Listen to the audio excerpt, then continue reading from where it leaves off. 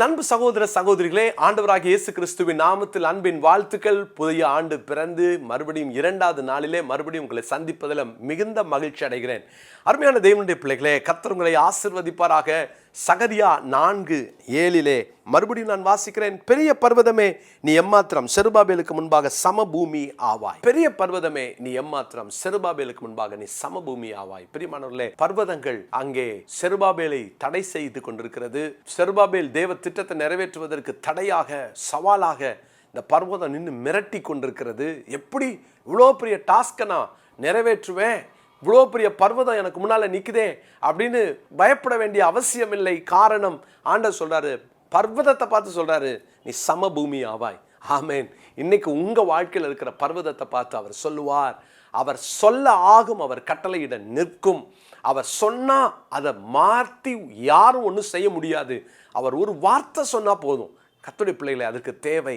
நேற்று சொன்னேன், தேவ பிரசன்னம் நமக்கு தேவை. 2வது, இந்த நாளிலே பர்வதம் அப்படி காணாம போகணுமா, பர்வதம் ஒன்றுமில்லாம போகணுமா, அதுக்கு மிக அவசியம். வேதம் சொல்லுகிறது, மார்க்கு சுவிசேஷம் 11ஆம் அதிகாரத்தின் 23வது வசனத்தை நான் வாசிக்கிறேன். மார்க்கு 11:23, எவனாகிலும் இந்த மலையை பார்த்து நீ பெயர்ந்து சமுத்திரத்திலே தள்ளுண்டு போ என்று சொல்லி தான் சொன்னபடியே நடக்கும் என்று தன் இருதயத்தில் சந்தேகப்படாமல் விசுவாசித்தால் அவன் சொன்னபடியே ஆகும் என்று மெய்யாகவே உங்களுக்கு சொல்லுகிறேன். பாருங்க, இப்போ ஆண்டவர் அந்த பர்வதத்தை பார்த்து நீ சமபூமி ஆவாய் அப்படின்னு சொல்லி ஒரு ட்ரைனிங் கொடுத்தார். இப்போ ஒவ்வொரு பிரச்சனைகளும் நம்முடைய வாழ்க்கையில வரும்போதெல்லாம் அவைகளை தேவ பிரசன்னத்துக்கு கொண்டு போகணும். அதை மிகைப்படுத்தி விடக்கூடாது. மாத்திரமல்ல, 2வதாக விசுவாசிக்கிறவனால் ஆகும். யாரெல்லாம் விசுவாசிக்கிறார்களோ அவர்களுக்கு பர்வதம் ஒன்றுமில்லாமல் போகும். இயேசு கிறிஸ்து வழி அருகே வந்த பொழுது கனி கொடுக்காத ஒரு அத்திமரம் நிற்கிறது. அவர் அதை சபித்தார். உடனே நீர் சபித்த அத்திமரம் உடனே பட்டு போயிட்டு, இவ்வளவு சீக்கிரமாய் பட்டு போயிட்டு என்று பேதுரு சொல்ல, இயேசு உடனே ஒரு ட்ரைனிங் கொடுக்குறாரு. நீங்களும் இந்த மலையை பார்த்து பெயர்ந்து அப்புறம் போன்னு சொன்னா அது நடக்கும். ஆனா சந்தேகப்படாம சொல்லுங்க, விசுவாசத்தோட சொல்லுங்க.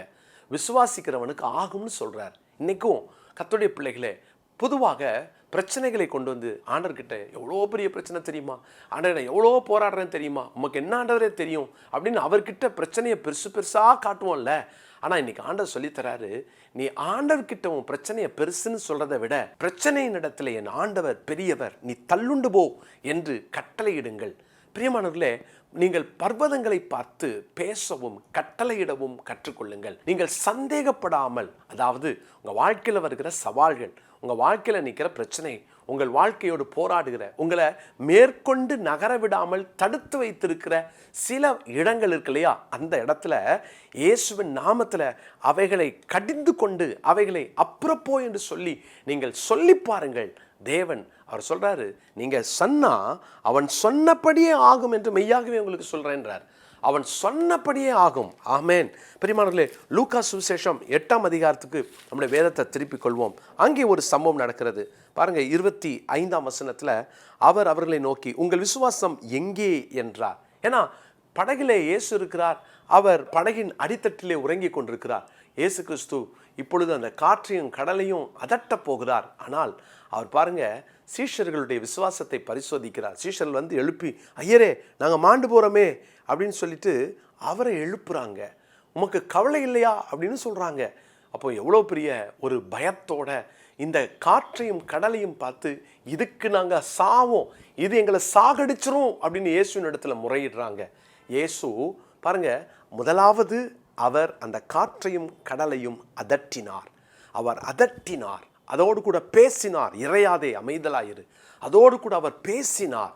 அவர் முதலாவது காற்றையும் கடலையும் அதட்டினார். 2வதாக இயேசு தன் சீஷர்களையும் அதட்டினார். எங்க போச்சு உங்க விசுவாசம்? எங்க போச்சு உங்க விசுவாசம்? பிரியமானவர்களே, நிறைய நேரம் நம்ம இப்படி தான் நம்முடைய விசுவாசத்தை இழந்து நம்ம பர்வதத்தை பார்த்து நம்ம பயந்து நம்ம பர்வதத்துக்குள்ளே போய் ஒளிஞ்சிக்கிறோம். பரவாயில்ல, பயந்துட்டோம், அந்த பர்வதம் என்னோட பெருசு, பேசாமல் அது காலில் விழுந்துருவோம் அப்படின்னு நாம் பல நேரங்களில் நம்ம பிரச்சனையோடு கூட கைகோர்த்து விடுகிறோம். பிரச்சனையோடு வாழ கற்றுக்கொள்ளுகிறோம். இல்லை பிரியமானவர்களே, உங்கள் முன்னால் நிற்கிற பெரிய பர்வதம் உங்களுடைய தேவ திட்டத்தை, தேவ பணியை, தேவன் உங்களுக்கு கொடுத்துருக்கிற பொறுப்பை நிறைவேற்ற விடாமல் தடுத்து கொண்டிருக்கோம். தடைகள் உடையணும்னா நீங்கள் இப்போ தேவனுடைய பரிசுத்தமான பிரசன்னத்தை நீங்கள் விரும்புங்க. 2வது, விசுவாசிக்க கற்றுக்கொள்ளுங்க. விசுவாசிக்கிறவனுக்கு எல்லாம் ஆகும். வேதத்தில் அந்த மார்க் 11:23 இந்த நாளுக்குரிய மனப்பாட வசனமாக குறித்து கொள்ளுங்க. பேதுருவையும் ஆண்டவர் அதட்டினார் இல்லையா? இன்றைக்கும் நம்ம விசுவாசத்தோடு கூட தேவ சமூகத்தில் போய் நின்று இன்னைக்கு அந்த விசுவாசத்தோடு என் கூட கர்த்தர் இருக்கிறார், உன்னை விட என் ஆண்டவர் பெரியவர், நீ எம்மாத்திரம்னு சொல்லி கடிந்து நீங்கள் அவைகளை அதட்டி பாருங்கள். உங்கள் பிரச்சனைகள் தீர்ந்து போகும். கொஞ்ச நேரம் நின்று மிரட்டி பார்க்கும். அதுக்கப்புறம் எவ்வளோ நேரம் நிற்க போகுது. நீங்கள் ஜெபிக்க நீங்கள் அதட்ட அவர் பிரசனத்துக்குள்ள கொண்டு செல்ல அவருடைய பிரசனத்தால் நீங்கள் நிரப்பப்பட்டு விசுவாசத்தோடு சந்தேகப்படாமல் அந்த பர்வதத்தை பார்த்து மலையை பார்த்து பெயர்ந்து போ என்று சொன்னால் அது நடக்கும். இன்னைக்கும் அது வியாதியாக இருக்கலாம், உங்களோட எதிர்த்து நிற்கிற கூட்டமாக இருக்கலாம், பிரச்சனையாக இருக்கலாம், கோர்ட் கேஸாக இருக்கலாம்.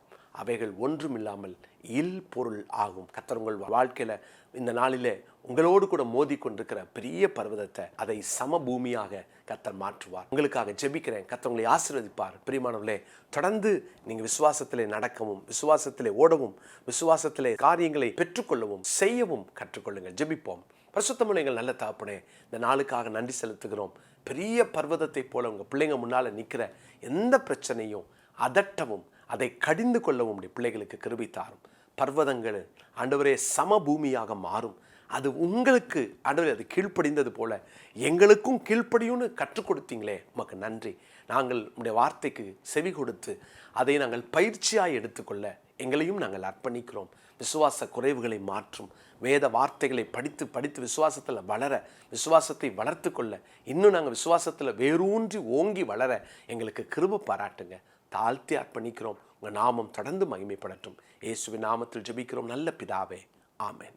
பிரியமானவர்களே, ஒரு வருடத்திற்குள்ளாக முழு வேதாகமத்தையும் படிப்பதற்காக நாம் மறுபடியும் இந்த சவாலை துவங்கி இருக்கிறோம். கர்த்தருடைய கிருபையினால் போன வருஷம் அநேகர் படித்தீர்கள். ஆண்டவரை மகிமைப்படுத்துகிறேன். திரும்ப துவங்கி விட்டது. எனவே நீங்க இதை உடனே வந்து என்ரோல் பண்ணிக்கொள்ளுங்க. கீழே இருக்கிற ஃபோன் நம்பர்ல எங்களோடு கூட கான்டாக்ட் பண்ணீங்கன்னா நாங்கள் அந்த வாட்ஸ்அப் குரூப்ல சேர்த்துருவோம். அது மாத்திரமல்ல, விங்ஸ் ஆஃப் விக்டரி சமூக பணிக்கு நாம் இன்னும் 2-3 நாளைக்குள்ளாக கிட்டத்தட்ட 5 லட்சம் ரூபாய் நமக்கு தேவைப்படுகிறது. நீங்கள் ஜெபியுங்கள். உங்களுக்கு தெரிந்த நண்பர்களுக்கு சொல்லுங்கள். அநேக சமூக பணிகளை செய்வதனாலே உங்கள் குடும்பத்தின் சார்பிலே ஒரு 1000 ரூபாய் அனுப்பி நீங்கள் உதவி செய்யலாம். மாதம் எங்களுக்கு நீங்கள் அனுப்பி வைத்தால் நல்லது. எங்களுக்காக ஜெபியுங்க. இந்த சமூக பணிகளை உங்களுக்கு தெரிந்த நண்பர்களுக்கு சொல்லி அவர்களையும் நீங்கள் கொடுக்க உற்சாகப்படுத்தலாம்.